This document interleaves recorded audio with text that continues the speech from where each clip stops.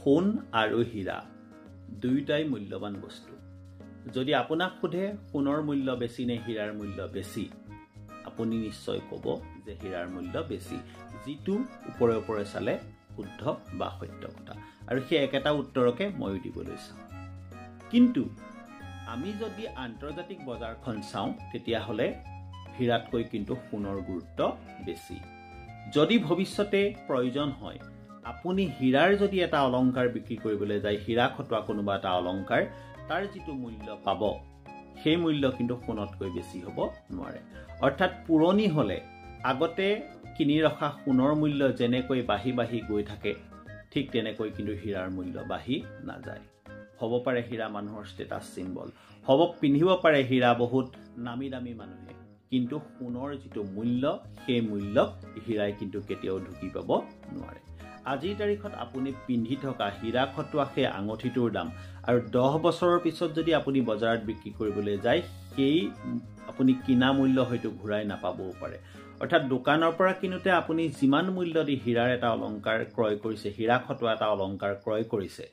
সেইটো যদি আপুনি বিক্ৰী কৰিবলৈ যায় সেই মূল্য আপুনি নাপাব পাৰে অৰ্থাৎ হীৰাৰ ৰিসেল ভ্যালু বহুত কম কিন্তু সোণৰ যদি আপুনি ৰিসেল ভ্যালু চাবলৈ যায় তেতিয়া হলে সোণৰ ৰিসেল ভ্যালু সদায় বাঢ়ি যায় কাৰণ আন্তৰ্জাতিক সমগ্ৰ বজাৰ সোণৰ মানৰ জৰিয়তে নিৰূপণ কৰা হয় সেইবাবে সোণৰ মূল্য প্ৰায়বোৰ জায়গাতেই মোটামুটি সমানেই থাকে বা সোণৰ মূল্য নিশ্চিত হৈ থাকে যে সোণৰ মূল্য আজিৰ দিনটোত বজাৰত ইমান হৈছে কিন্তু হীৰাৰ মূল্য ঠিক তেনেকুৱা নহয় হওঁতে দুইটাই দুষ্প্ৰাপ্য বস্তু আৰু দুষ্প্ৰাপ্য বস্তুবিলাকৰে দাম খুব বেছি হয় কিন্তু সোণৰ দুষ্প্ৰাপ্যতাটো প্ৰকৃত দুষ্প্ৰাপ্যতা কাৰণ সি চৰকাৰৰ দ্বাৰা স্বীকৃত প্ৰচেছৰ মাজেৰে গোটেইটো আগবাঢ়ে কিন্তু হীৰাৰ যি দুষ্প্ৰাপ্যতা সেইটো বহুত সময়ত কোম্পানীবিলাকে নিজেই সৃষ্টি কৰে এনেকুৱা বহু কোম্পানী আছে যি মানুহক হীৰাৰ অলংকাৰ বিক্ৰী কৰি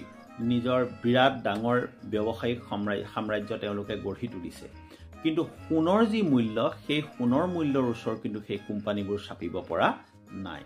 ইয়াৰ বহুত কিবা কিবি কাৰণ আছে তাৰ ভিতৰতে এটা মই কথা কওঁ যে হীৰাৰ যি ৰিসেল ভ্যালু সেই ৰিসেল ভ্যালুটো কম কিন্তু সোণৰ ৰিসেল ভ্যালুটো সদায় বাঢ়ি বাঢ়ি গৈ থাকে দ্বিতীয় কথা সোণ এনেকুৱা এটা ধাতু খাঁটি সোণক যদি ৰাসায়নিক বিক্ৰিয়া কৰিবলৈ ৰাসায়নিক বিক্ৰিয়াৰ কিবা কিবি প্ৰচেছৰ মাজেৰে কৰাবলৈ যোৱা যায় তেতিয়া হলে বহুত প্ৰচেছৰ মাজেৰেহে কৰাব পাৰি কিন্তু হীৰাক ৰাসায়নিক বিক্ৰিয়াৰ জৰিয়তে পৰিৱৰ্তন কৰি পেলাব পাৰি খুব উত্তাপ দিলেও সোণ গৈ সোণ হৈয়ে থাকে কিন্তু হীৰা ধোঁৱা হৈ উৰি গুচি যায় সোণক ল্যাবৰেটৰীত সৃষ্টি কৰিব নোৱাৰি কিন্তু হীৰাক ল্যাবৰেটৰীত সৃষ্টি কৰিব পাৰি আপুনি ভাবিলে আচৰিত হ'ব হীৰা গঠন হওঁতে লাখ লাখ বছৰ প্ৰয়োজন হয় মাটিৰ তলত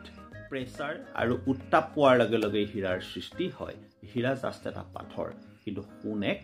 ধাতু Thank you very much. Please stay connected. Keep watching our videos and don't forget to share